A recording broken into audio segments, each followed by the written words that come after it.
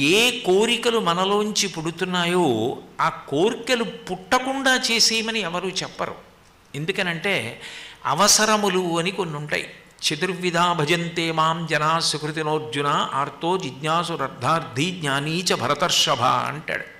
ఒక బ్రహ్మచారి ఉన్నాడనుకోండి, నేను బాగా వేదాధ్యయనం చెయ్యాలి, నేను గురువుగారిని వినయంతో ఆరాధన చెయ్యాలి, నేను బ్రహ్మచర్యంలో నేర్చుకున్నది ఏదుందో అదే నాకు జీవితాంతం విద్య బాగా ఉపయోగపడుతుంది అన్న ఉత్సాహం ఉండాలి.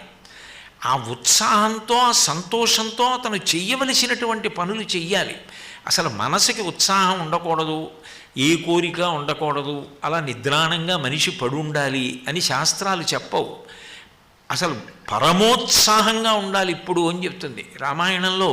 అనిర్వేద శ్రియోమూలం అనిర్వేద పరం సుఖం అనిర్వేదో హి సతతం సర్వార్థేషు ప్రవర్తక కరోతి సఫలం జన్మో కర్మయత్తత్ కరోతి సహ తస్మాద్ అనిర్వేద కృతం యత్నం చేష్టేహ్యముత్తమం అంటారు.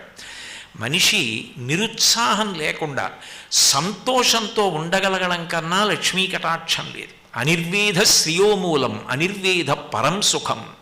ఉత్సాహంగా ఉండగలగడమే గొప్ప సుఖం. అనిర్వేద పరం సుఖం అనిర్వేదో హి సతతం సర్వార్థేషు ప్రవర్తక. పరమోత్సాహంతో కార్యాన్ని చెయ్యాలని ప్రయత్నించేటటువంటి వాడు ఎవరుంటాడో ఆయన ఏ కార్యాన్నైనా సాధించగలుగుతాడు. నిజానికి అది లేనప్పుడు జీవితంలో ఇక ఏది ఉన్నా ప్రయోజనం లేదు. ఆ ఉత్సాహం అన్నది మనస్సులో ఉండాలి. మనసులో ఉండి మంచి పనులు చెయ్యాలన్న తాపత్రయం ఉండాలి. నిరంతరం కోరికలు, అక్కర్లేని విషయాల చుట్టూ పరుగులు తీస్తూ వాటిని తీర్చుకోవడంలో ఉండేటటువంటి ఉత్సాహం తిరగబడాలి.